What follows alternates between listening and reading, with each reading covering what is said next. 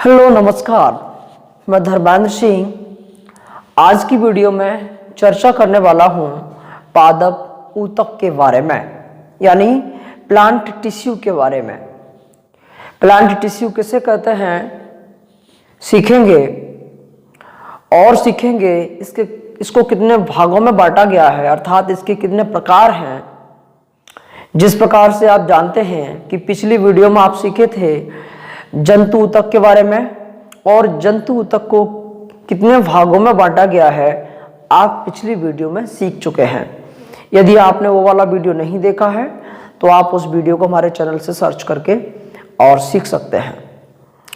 चलिए आज हम बात करेंगे प्लांट टिश्यू यानी पादप ऊतक के बारे में। प्लांट टिश्यू यानी पादप ऊतक के बारे में। इसे हम प्लांट टिश्यू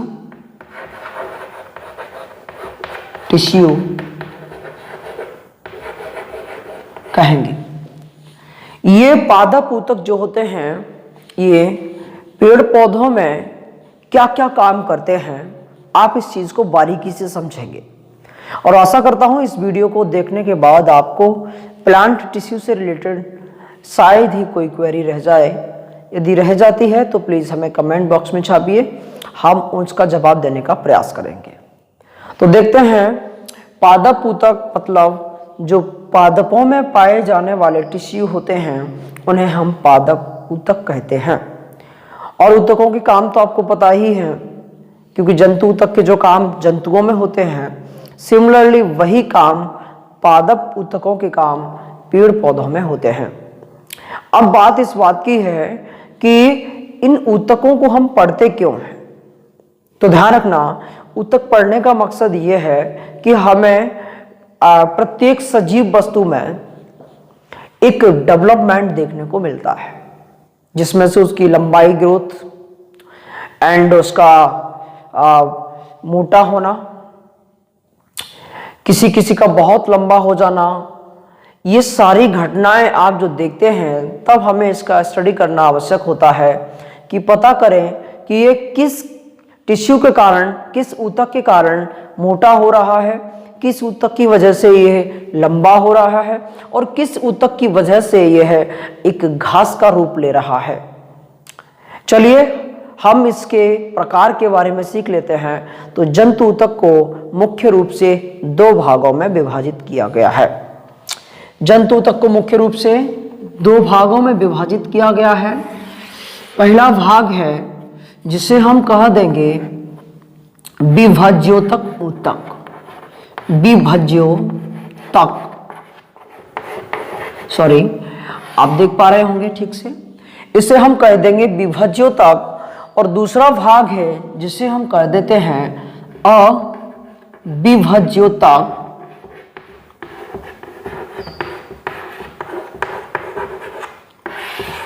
या इसी को हम दूसरी भाषा में स्थायी भी कह सकते हैं, स्थायी ऊतक भी कह सकते हैं। समझिए, यानी पहला है आपका विभज्योतक ऊतक और दूसरा है आपका अविभज्योतक ऊतक, जिसे हम स्थायी ऊतक यानी परमानेंट टिश्यू के नाम से जानते हैं। इसे हम इंग्लिश में परमानेंट टिश्यू कह देंगे, परमानेंट टिश्यू भी कहा देंगे। किसको? अविभज्योतक ऊतक को हम परमानेंट टिश्यू के नाम से भी जानते हैं, और विभज्योतक ऊतक को मैरिस्मेटिक, इसको हम मैरिस्मेटिक टिश्यू के नाम से जानते हैं। विभज्योतक ऊतक को मैरिस्मेटिक टिश्यू और इसको हम परमानेंट टिश्यू इंग्लिश में कहते हैं। अब बात समझते हैं कि ये विभज्योतक ऊतक क्या है और अविभज्योतक ऊतक अर्थात स्थायी ऊतक क्या है। तो ध्यान दें, विभज्योतक ऊतक जो होते हैं वो आपके ऐसी कोशिकाओं से मिलकर बने होते हैं जो कोशिकाएं अनएडल्ट होती हैं, यानी अपरिपक्व होती हैं। अपरिपक्व कोशिकाओं से मिलकर बनने वाले ऊतक को विभज्योतक ऊतक कहते हैं। अपरिपक्व कोशिकाओं का मतलब ये होता है ऐसी कोशिकाएं जो अपने आप में पूर्ण रूप से विकसित नहीं हो पाई हैं, उनसे मिलकर बनने वाले टिश्यू जो होते हैं उन्हें विभज्योतक ऊतक कहते हैं। इसी प्रकार से ये वाला जो है अविभज्योतक ऊतक, ये आपका जब कोशिकाएं पूर्ण रूप से विकसित हो जाती हैं उनसे मिलकर जो बनता है ऊतक, उसे हम अविभज्योतक या परमानेंट टिश्यू कहते हैं। तो बात इस बात की है, क्या ये दोनों एक दूसरे के अलग अलग हैं? बिल्कुल नहीं जी, ये इसका विकसित रूप है। यानी पहले कोई भी ऊतक अविभज्योतक होता है, उसके बाद वो विभज्योतक बन जाता है विकसित होकर के। तो ये आपको समझ आ गया होगा कि ऊतक यानी पादप ऊतक को कितने भागों में बांटा गया है। जिस प्रकार से जंतु ऊतक को 4 भागों में बांटा गया था, उसी प्रकार से इनको भी 2 भागों में बांटा गया है। अब है बात इस बात की कि विभज्योतक ऊतक को हम कैसे पहचानेंगे कि पेड़ पौधे में इनका काम क्या है। तो ध्यान रखना, विभज्योतक ऊतक पहचानने का बहुत अच्छा एक आइडिया बताता हूँ, बहुत अच्छा एक आपको एग्जाम्पल देता हूं, जिससे आपको आशा है बिल्कुल समझ में आ जाएगा। चलिए देख लेते हैं। तो विभज्योतक ऊतक भी हमारे 3 भागों में डिवाइड करके पढ़ेंगे। फर्स्ट भाग है आपका जिसे हम कहते हैं शीर्ष विभज्योतक ऊतक, और दूसरा भाग है जिसे हम कह देंगे पार्श्व विभज्योतक ऊतक, और तीसरा है जिसे हम कह देंगे अंतर्वेशी विभज्योतक ऊतक। आप समझने की कोशिश कर रहे हैं कि विभज्योतक ऊतक को हमने 3 भागों में डिवाइड किया है, जिसमें फर्स्ट आपका शीर्ष विभज्योतक ऊतक, दूसरा है पार्श्व विभज्योतक, और तीसरा है अंतर्वेशी विभज्योतक। आप समझ पा रहे हैं, विभज्योतक ऊतक को 3 भागों में बांटा है। अब इनको हम पहचानेंगे कैसे? पढ़ तो लिए, नाम समझ आ गए, पहचानना भी तो जरूरी है। ध्यान दें,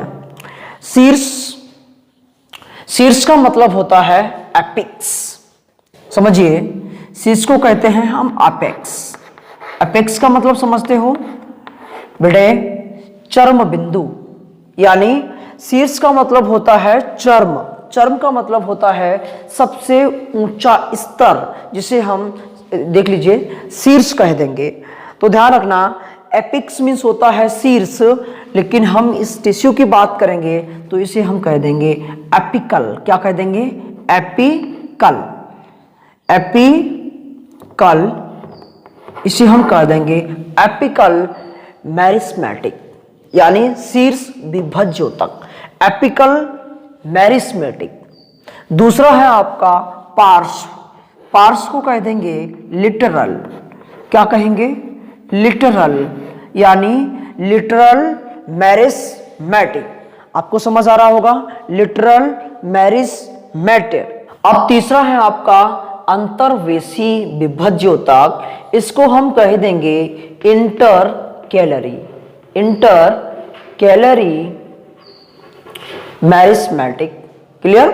तो आप समझ लेते हैं कि किसको किन किन नाम से जानते हैं आप। हिंदी और इंग्लिश दोनों भाषाओं में समझ चुके हैं कि यानी विभज्योतक ऊतक के 3 भागों में इस प्रकार से बांटा गया है कि कुछ शीर्ष है तो कुछ पार्श्व, कुछ अंतर्वेशी ऊतक कहलाते हैं। अब समझना, यानी शीर्ष नाम से ही पता चल रहा है आपको कि शीर्ष का मतलब होता है एपिक्स, या जिसे हम जेनिथ कहते हैं इंग्लिश में, इसी को हम एपिकल मेरिस्मेटिक भी कहते हैं। इसका काम है पौधों की लंबाई बढ़ाना, अर्थात पौधों की लंबाई यानी ग्रोथ करने में, यानी किसका काम है वो? ये हमारा है एपिकल मेरिस्मेटिक का। अर्थात शीर्ष विभज्योतक ऊतक की वजह से ही पेड़ पौधे लंबाई को प्राप्त करते हैं। क्लियर हुआ? नेक्स्ट दूसरा है आपका पार्श्व विभज्योतक ऊतक। तो पार्श्व विभज्योतक ऊतक का मतलब होता है, पार्श्व मतलब होता है फैलना, अर्थात किसी भी वृक्ष का तना यदि मोटा अधिक है तो आप समझ लेंगे कि उसमें पार्श्व विभाजन हो गया है। कौन सा विभाजन हो गया है? पार्श्व विभाजन हो गया है। ध्यान रखना, तो मोटाई किसकी वजह से होती है? पार्श्व विभज्योतक ऊतक की वजह से। लंबाई किसकी वजह से होती है? शीर्ष विभज्योतक ऊतक की वजह से। और तीसरा है आपका अंतर्वेशी यानी इंटरकैलरी मैरिस्मेटिक। इसमें समझने की कोशिश करेंगे। इसमें रहता है ये कि जिस प्रकार से आपने देखा होगा बांस जो है आपका कुछ इस प्रकार उसकी संरचना होती है जिसमें बीच बीच में गांठ टाइप की होती है। तो ये बांस जो होता है ये अंतर्वेशी विभज्योतक ऊतक का ही एक उदाहरण है। बांस, उसके बाद आप देख लेंगे घास को। तो घास जो होती है आपकी वो भी इसी का एग्जाम्पल है। ध्यान रखना, इंटरकैलरी मैरिस्मेटिक का ही उदाहरण है घास। तो घास हो या बांस हो, आप कहेंगे सर ये घास और बांस दोनों मतलब एक जैसे कैसे हो सकते हैं? तो ध्यान रखना, आपसे प्रश्न पूछा जाए कि दुनिया की सबसे लंबी घास किसे कहते हैं, तो वो आपका बांस ही होता है। यानी बांस घास की ही प्रजाति का एक पौधा है। बात क्लियर हो गई कि नहीं? चलिए, तो ध्यान दें, जो बांस होता है उसमें आपके इंटरकैलरी का मतलब होता है अंतर्वेशी विभज्योतक ऊतक, यानी कुछ कुछ अंतर से इनके अंदर क्या होते हैं? ये टिश्यू होते हैं। तो आपने देखा है कि जब कभी भी घास बड़ी बड़ी हो, मान लो घास ऐसी हो, तो उस घास को इतना काट लिया जाए तो फिर इतनी घास फिर से बड़ी हो जाती है, फिर बड़ी हो जाएगी, फिर दोबारा से हमने इसको खुरपी से ही निकाल दिया तो फिर से इसकी जड़ों से जो विभाजन होता रहता है इससे फिर बड़ी हो जाएगी घास। अतः घास के बीच बीच में अंतर्वेशी विभज्योतक होते हैं जो काटने पर ग्रोथ करते रहते हैं।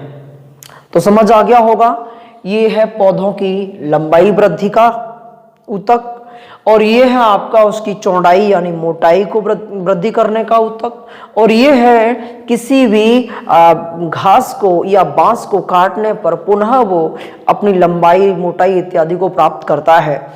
ऐसे ऊतक को अंतर्वेशी ऊतक के अंतर्गत समझते हैं। तो आशा करता हूं कि आपको ये वाला ऊतक समझ में आ गया होगा। विभज्योतक ऊतक क्या है, कितने प्रकार होते हैं, किसका क्या काम है। क्लियर? अब हम नेक्स्ट बात कर लेते हैं इधर अविभज्योतक ऊतक की।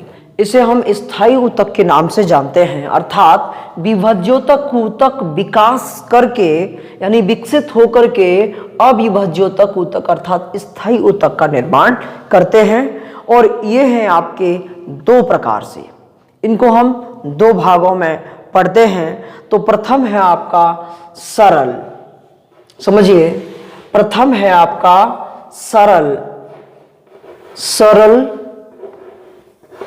और दूसरा है आपका जटिल। ध्यान दें, प्रथम आपका सरल है और दूसरा आपका जटिल है। सरल मतलब सिंपल टिश्यू और दूसरा है आपका जटिल यानी हार्ड टिश्यू।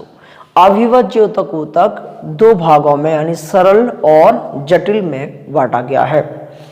इन सरल के भी तीन प्रकार हैं, अर्थात सरल को तीन भागों में बांटा गया है। फर्स्ट, सेकंड, थर्ड नाम समझिए, फिर इनके बाद में काम समझते हैं। तो प्रथम है आपका जिसे हम कहते हैं मृदूतक। क्या कहते हैं? मृदूतक। क्लियर? ओके। दूसरा है आपका जिसे हम कहते हैं दृढ़ोतक, सॉरी स्थूल कोण ऊतक। क्या बोलते हैं? स्थूल कोण ऊतक। और तीसरा है आपका जिसे हम कहते हैं दृढ़ोतक। क्या कहते हैं? दृढ़ोतक।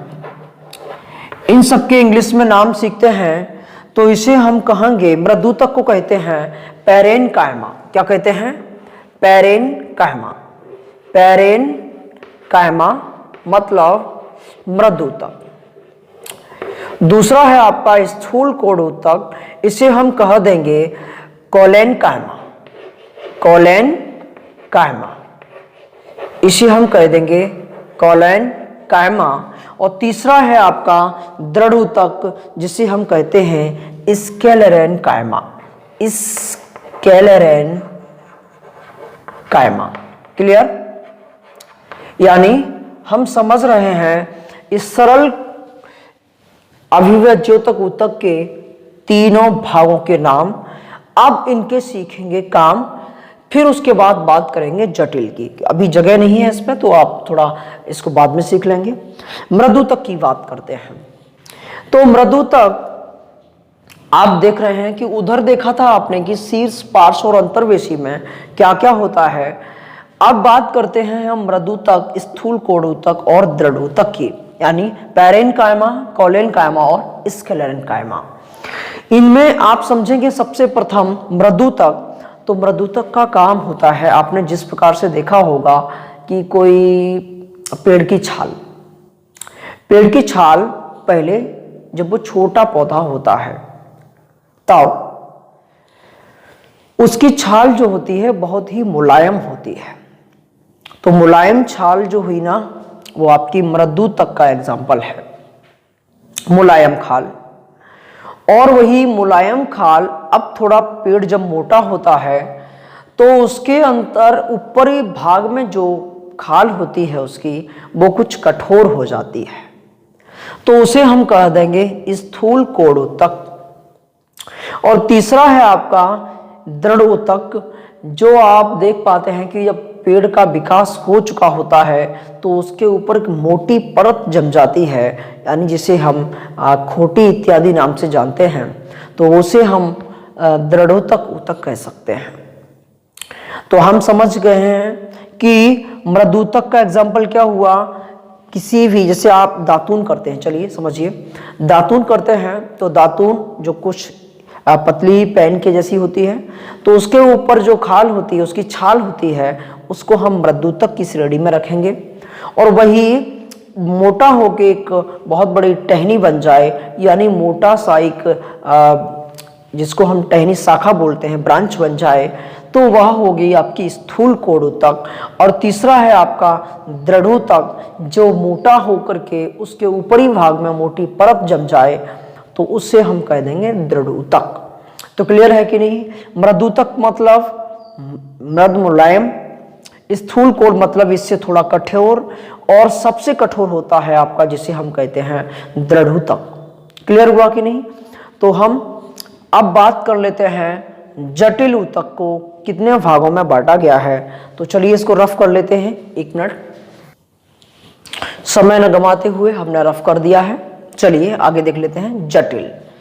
तो जटिल जो होते हैं आपके 2 भागों में इनको पढ़ेंगे हम। प्रथम है आपका जाइलम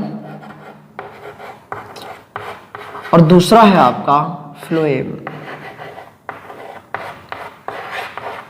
यानी सरल को आपने 3 भागों में पढ़ लिया, मृदुतक, दृढ़ूतक और स्थूल कोणूतक में। जटिल के 2 भाग हैं, जिसमें एक जाइलम है, दूसरा आपका फ्लोएम है। तो जाइलम और फ्लोएम के बारे में आप वैसे तो डिटेल में पढ़ेंगे, तो इनके लिए अलग से टॉपिक पढ़ना पड़ेगा, बट इनको हम ऐसे ही कुछ इस टॉपिक के हिसाब से देख लेते हैं। तो जाइलम का काम है पौधे में जड़ से खनिज, लवण, जल इत्यादि का परिवहन करना और पूरी ब्रांचेस में और पत्तियों तक पहुंचाना। ये काम समझ में आ गया किसका है? जाइलम का।